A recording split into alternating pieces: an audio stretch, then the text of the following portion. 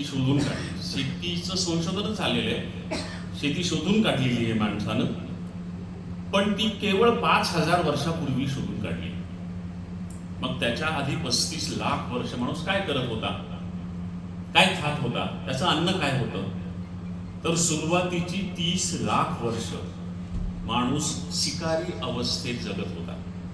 दुसरा प्राणी मारून त्याला खाणे, असाच त्या शेतीच्या सगळ्या म्हणजे माणसाच्या अन्नाची जी गरज होती, 30 लाख वर्ष तो शिकारीवर जगला. त्याच्या पुढे त्याला काही पर्याय सापडला, तो म्हणजे झाडांची फळं खाण्याचा. पुढची 5 लाख वर्ष जवळजवळ शिकार आणि झाडांची फळं अशा दोन्ही अवस्थेमध्ये तो जगत होता. आणि त्यानंतर शेतीचा शोध लागला. पांडुरंग शास्त्री आठवले यांचे एक विधान आहे, फार चांगलं विधान आहे. त्यांचे व्याख्यानाचं पुस्तक वाचताना मला ते विधान सापडलं. लिरिकल आहे, चांगलं आहे ते. या व्याख्यानाचं सूत्र त्या वाक्यामध्ये आहे की माणसानं शिकार करून म्हणजे दुसऱ्या प्राण्याला मारून, माणसानं मारून खाण्याच्या ऐवजी पेरून खायला सुरुवात केली. तिथून मानवी संस्कृतीची सुरुवात झाली. म्हणजे माणसाच्या संस्कृतीची सुरुवात कुठून झाली? त्याच्या आधी तो आदिमानव होता, रानटी प्राणी होता, असंच इतिहासामध्ये आपण आपलं वर्णन करतो. 35 लाख वर्ष तो रानटी प्राणी होता. पण जेव्हा त्यानं मारून खाण्याच्या ऐवजी पेरून खायला सुरुवात केली, तेव्हापासून माणसाच्या संस्कृतीची सुरुवात झाली. म्हणजे शेतीची आणि संस्कृतीची सुरुवात सोबतच झालेली आहे, ते आपल्या लक्षात येईल. आता हा जो इतिहास आहे हा कुठेही कुणीही लिहून ठेवलेला नाही. त्याच्यामुळे कुठं असा शोधावा लागतो. आणि सगळ्यात आधी तो शोधायचा तो म्हणजे सरळ सरळ आपल्या लोककथांमधून आणि लोकगीतांमधून. तिथं चांगल्या पद्धतीनं तो आपणाला सापडतो. लिखित ग्रंथांमध्ये कुठं तरी क्वचित काहीतरी सापडतं, तेवढं आपण घेऊन पुढे जायचं. तर कशी झाली शेतीची सुरुवात? शेतीमध्ये बैल कधी आला, शेतीमध्ये औत कधी आलं, त्याआधी माणूस शेती कशी करत होता, त्याच्या काही लोककथा आहेत. एक लोककथा अशी आहे की महादेव आणि पार्वती आकाशात बसून, नंदीवर बसून आकाशातून चालले होते. ही नेहमीच लोककथांमधलं वाक्य असतं की महादेव आणि पार्वती नंदीवर बसून आकाशातून चालले होते.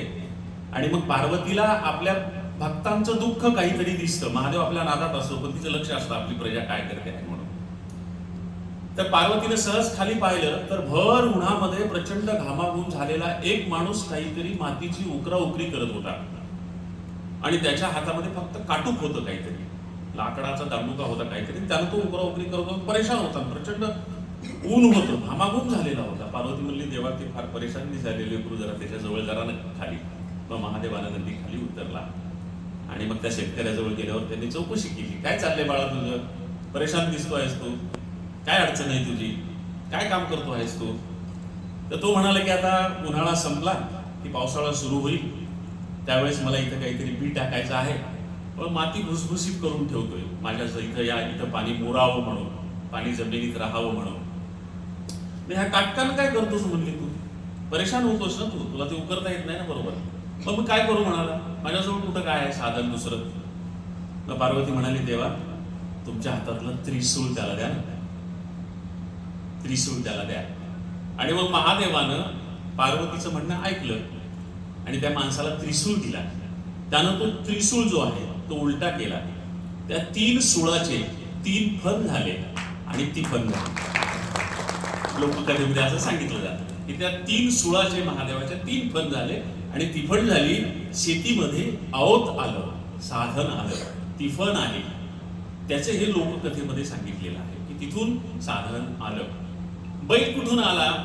पहिल्यांदा बैल कुणी पकडला, पहिल्यांदा अवताला बैल कुणी लावला? तर ते आपणाला मातंगांच्या डक्कलवार पुराणामध्ये, डक्कलवार जमातीनं जी काही लोकगीतं गायलेली आहेत त्या लोकगीतामधून आपणाला ते कळतं की बैल कसा आला शेतीमध्ये. तर एक बसव्या नावाचा बैल होता, बलदंड असा होता, जंगलामध्ये राहायचा.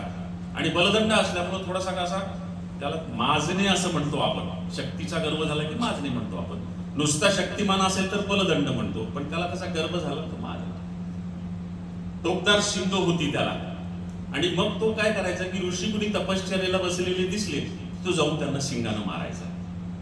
ऋषी तपश्चर्याला बसले की त्यांना जाऊन शिंगानं मारायचा. म्हणजे ऋषी परेशान झाले आणि देवाकडे गेले. म्हणले देवा देवा हे काय म्हणले, हे आम्हाला परेशान करायला म्हणले बैल, काय करायचं याचा आता. ते म्हणले करू काहीतरी इलाज. आणि मग त्या लोककथेमध्ये असं सांगितलेलं आहे की त्या बैलाचा इलाज करण्याचं काम देवानं जांब ऋषी नावाच्या दुसऱ्या एका ऋषीवर सोपवलं. हा जांब ऋषी तसाच बलदंड होता. त्या ताकदवान बैलांना ताब्यात आणू शकेल, अंकित करू शकेल इतकी ताकद त्याच्यामध्ये होती. देवाने सांगितलं की जा बरं त्या बैलाचा काहीतरी बंदोबस्त करा. मग त्या जांब ऋषीने, आता इतका ताकदवान होता तो बैल की त्याला ताब्यात करण्यासाठी कोंडीत पकडणं आवश्यक होतं. कोंडीत पकडणे हा जो आपला मराठीतला वाक्प्रचार आहे की जास्त ताकदवान असं तर आपण त्याला कोंडीत पकडून मग त्याला अंकित करण्याचा, ताब्यात घेण्याचा प्रयत्न करतो. मोकळ्या मैदानात तो ताब्यात येत नाही. मग त्या जांब ऋषींनी बसव्याला खैराच्या वनात नेलं. दाट असं खैराचं वन होतं. खैराच्या वनात नेलं. खैर ही वनस्पती आपल्याकडे भरपूर असल्यामुळं तुम्हाला काही वेगळं सांगण्याची गरज नाही. अत्यंत काटेरी आणि विषारी काटे असलेली ही वनस्पती आहे. म्हणूनच आपण ती काटासाठी वापरतो. त्याची साल त्या खैराची, ती अशी विषारी वनस्पती त्याच्या वनात जे आहे दाट वनामध्ये नेलं. म्हणजे थोडा इकडे इकडे सरकला की त्याच्या अंगाला काटे टोचतील अशा सांगीत त्याला नेलं. आणि मग त्याची दोन शिंग जी आहे ती दोन शिंग अशी पकडली, पक्की पकडली. परंतु शक्तिमान होता जांब ऋषी, तर पक्की पकडली दोन शिंग. आणि बैलाला मुळात 3 शिंग होती.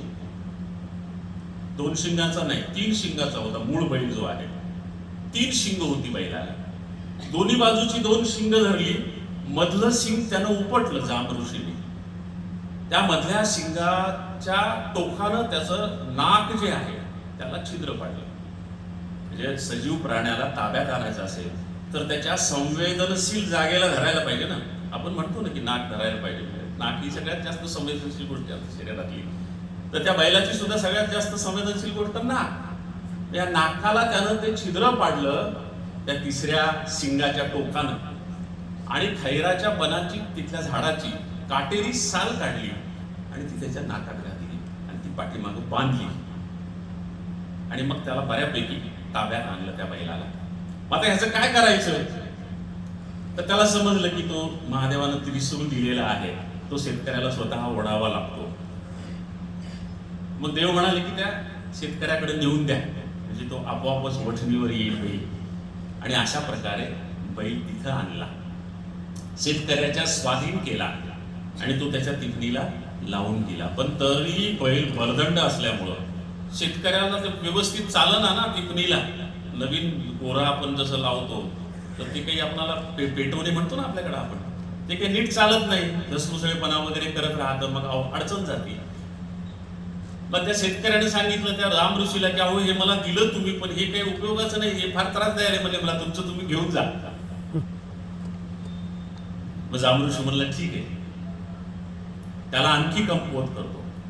आणि मग जांब ऋषीने त्याला नपुसक केलं. आजूबाजूला काही दिसलं की तो आऊत सोडून पळायचा ना. त्याला नपुसक केलं. अंडी ठेचणे असं आपण त्याला पशुशास्त्रामध्ये म्हणतो. त्याला अंडी ठेचलं, त्याला नपुसक केलं आणि मग त्याच्या स्वाधीन केलं. नाकात व्यसन घातली, त्याला कासरा लावला, त्याला अंडी ठेचलं. अशा सगळ्या गोष्टी जांब ऋषींनी केल्या. म्हणून त्या बसव्यानं, बैलानं जांब ऋषीला शाप दिला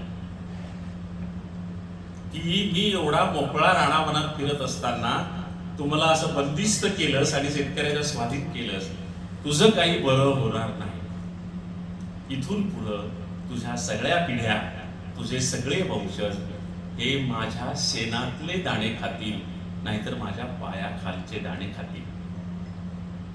हा जांब ऋषी मातंग समाजाचा पूर्वज. त्याच्यामुळं माझ्या लहानपणापर्यंत ही पद्धती होती की खळं सुरू असताना कणस खाणाऱ्या बैलाचं खळ्यातलं शेण मातंग माणसाला नेण्याचा मान होता. खरं तर तो अपमान होता, पण तो मान म्हणून सांगितला जायचा. आणि तो मान होता, ते शेण माणसं न्यायची आणि नदीच्या प्रवाहात धरायची. त्या प्रवाहामध्ये त्या प्रवाहाच्या पाण्यासोबत शेण धुवून जायचं आणि त्यातले दाणे खाली राहायचे. ते दाणे दळून मातंग समाजातली माणसं भाकरी खात असताना मी माझ्या लहानपणी पाहिले. आणि ते जे मात्र आहे खळ्यातलं सगळं बैलाच्या पायाखालचं धान्य तोडवलेलं, ते पण मातंग समाजाच्या माणसाला नेण्याचा मान होता, हे ते सांगितलं जातं. आणि आजही बैल कुठलाही पहा तुम्ही, दोन शिंगांच्या मध्ये एक शिंग उपटल्यासारखी जागा दिसते. अजूनही पहा तुम्ही, भोवरा दिसतो आणि ती एक शिंगाची जागा दिसते, तर ते जांब ऋषीने उपटलेलं त्याचं शिंग आहे असं सांगितलं जात आहे. आता ही लोककथा आहे, लोककथा आहे. आणि लोककथेमध्ये बराचसा इतिहास थोडासा गौरवी करणार, थोडासा पारंपरिक करणार असं ते असतं. तर ते आपण आपल्या तारतम्यानं समजून घेतला पाहिजे.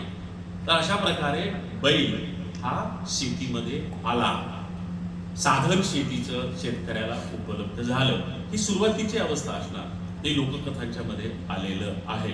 आणि अजूनही टिपणीची सुरुवात करताना शेतामध्ये एक विधी केला जातो, टिपणीची पूजा केली जाते. आणि त्या टिपणीच्या पूजा करताना ब्राह्मण बोलवला जात नाही, तिथं पुरोहिताचं काम गावातला मातंग समाजातला वयोवृद्ध माणूस करतो. आणि तो तिथं एक फार सुंदर म्हणतो, पुढं आहे, मी वेळ मिळाला तर तुम्हाला म्हणून दाखवेन. गाणं म्हणतो एका अर्थानं, मंत्र म्हणतो एका अर्थानं, आणि मग पेरणीची सुरुवात करून देत असतो. तर ते सुद्धा आपल्याला तिथं पाहायला मिळतं. असं काहीच उपलब्ध नाही वेदा आधीचं. लिखित स्वरूपामध्ये जे काही उपलब्ध आहे ते वेदानंतरच आहे. मग वेदा आधीची शेती कशी होती, कशी केली जात होती, तर ते कॉम्रेड शरद पाटील यांनी शोधून काढलं. कसं शोधून काढलं, तर वेदांमधल्या ऋचांमधूनच शोधून काढलं. त्यांचं असं म्हणणं आहे की फार आधी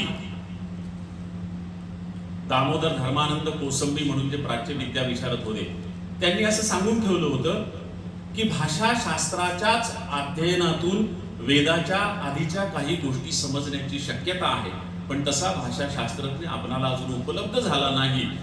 शरद पाटील हा तसा भाषाशास्त्रज्ञ होता. त्यानं वेदांमधून भाषाशास्त्राच्या आधारे वेदाच्या आधीच्या शेतीचा तपशील शोधून काढला. तो वेदातच सापडला. आणि प्रत्यक्ष वेदकाळात जी शेती होती तीही वेदातच सापडते. तर ही जी शेती आहे त्याचे संदर्भ सांगताना आता मी तुम्हाला सगळं सूत्ररूपानं सांगणार आहे, फार सविस्तर सांगणं शक्य नाही. तांत्रिकी श्रुती ज्या आहेत त्याच म्हणजे वेदा आधीच्या तांत्रिकी श्रुती ज्या होत्या, निरुती वगैरे जो बाळू म्हणाला असतो, त्यांच्या ज्या तांत्रिकी श्रुती होत्या त्याच पुढे वेदामध्ये वैदिक श्रुती झाल्या. तंत्र म्हणजे शेती आणि वेद म्हणजे ज्ञान, असं शरद पाटलांनी सांगितलं. तंत्र म्हणजे शेती आणि वेद मध्ये ज्ञान, तंत्रज्ञान म्हणजे शेतीचं ज्ञान अशा अर्थानं. अर्थातच स्त्री सत्ताक होती. कृषी विद्यापीठांमधून हा विषय शिकवताना हेच सांगितलं जातं की शेतीचा शोध स्त्रियांनी लावलेला आहे. शिकार करत असताना पुरुष शिकारी मागे धावत होते, पळत होते. त्या काळामध्ये बायकाही त्यांना मदत करत होत्या शिकारीमध्ये. पण स्त्री गरोदर असेल तर तिला एका ठिकाणी स्थिर ठेवणं आवश्यक असायचं. त्या काळामध्ये तिच्यासाठी तिथं पाण्याची व्यवस्था, अन्नाची व्यवस्था केली जायची. काही दिवस गुहांमध्ये, नंतर झोपड्या करून अशा स्त्रिया ठेवल्या जायच्या. गुहांच्या बाहेर झोपड्यांमध्ये जेव्हा स्त्री आली गरोदर अवस्थेमध्ये, तेव्हा तिनं तिथं बसल्या बसल्या काही गोष्टींचं निरीक्षण केलं. तिच्यासाठी जे पाणी ठेवलं होतं ते पिल्यानंतर सांडलेल्या पाण्यातून, फुगलेल्या मातीतून काही जे बी उगवलं, त्या निरीक्षणातून शेतीची सुरुवात झाली असं कृषीशास्त्रात सांगितलं जातं. तशी शेतीची सुरुवात स्त्रीनं केलेली आहे. आणि सुरुवातीची शेती ही स्त्रियांच्याच मालकीची होती, पुरुषांच्या नव्हे. सुरुवातीच्या काळात स्त्रिया शेती करत आणि पुरुष शिकारच करीत असत. आणि पुरुष शेतीपासून दूर ठेवलं जात असे पुरुषांना. इतकं दूर ठेवलं जात असे की पुरुषानं शेतीमध्ये पाऊल टाकलं तर शेती जळते, पीक जळतं, अशा प्रकारचा समज असल्यामुळे पुरुषांना एंट्रीच नव्हती, म्हणजे शेतामध्ये पाऊलच टाकता येत नव्हतं. पण ही सुरुवातीची जी शेती आहे ही शेती कशी होती, तर त्यांचं साधन जे होतं, जे महादेवानं पार्वतीनं वरून पाहिलं तेच सुरुवातीच्या काळातलं शेतीचं साधन. त्याचं वर्णन वेदांमध्ये त्या सला फला इय जोडलेला आहे, स्फेअर असं त्या साधनाचं नाव सांगितलेलं आहे. स्फेअर हे शेतीचं साधन होतं. म्हणजे काडीच होती, पण ती अनुकुचीदार अशी काडी होती. आणि ही शेती कशी होती तर नदीच्या काठातल्या गाळात केलेली प्राथमिक अवस्थेतली शेती. तिथं शेती करणं सोपं होतं. ती माती नांगरण्याची वखरण्याची गरज नव्हती. गाळ सुपीक होता, त्याच्यामुळं थोड्या साधनांनी ती शेती करता येत होती. म्हणून फक्त गाळ पेर जमिनीमध्येच ती शेती केली जायची. मर्यादित स्वरूपात ती शेती केली जायची. आणि ही शेती वैयक्तिक नव्हती कुण्या एका शेतकऱ्याच्या मालकीची. जे गाव आहे त्या संपूर्ण गावाच्या मालकीची होती. येणारं पीक सगळ्या गावाच्या मालकीचं होतं.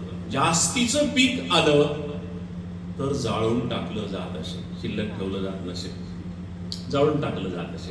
अशी त्या काळातली शेती होती. आणि ही शेती जास्तीत जास्त पिकावी म्हणून स्त्रिया काही विधी करीत असत. स्त्रिया काही विधी करीत असत. त्या विधीमध्ये उन्मुक्त कामाचार आणि पुरुष मेध नावाचे असे हे दोन विधी होते. उन्मुक्त कामाचार असा विधी होता, त्याला अश्लीलतेचा संदर्भ नाही, तो विधी म्हणून केला जायचा. उन्मुक्त कामाचारानं शेती पिकते असा त्यांचा समज होता, किंवा ती पद्धती होती, किंवा त्यांचं ते एक साधन होतं. मेध नावाचा यज्ञ केला जात असे. पुरुष मेध नावाचा हा यज्ञ भयंकर होता.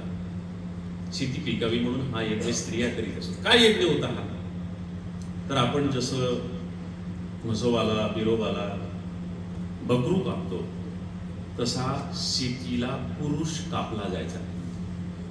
बकरू कापतो ना आपण, तसं स्त्रिया पुरुष कापून तो पुरुषमेध नावाचा यज्ञ करून त्याचं रक्त शेतामध्ये शिंपडीत असत. असे हे दोन विधी होते. यालाच शरद पाटलांनी वैराज असं म्हटलेलं आहे.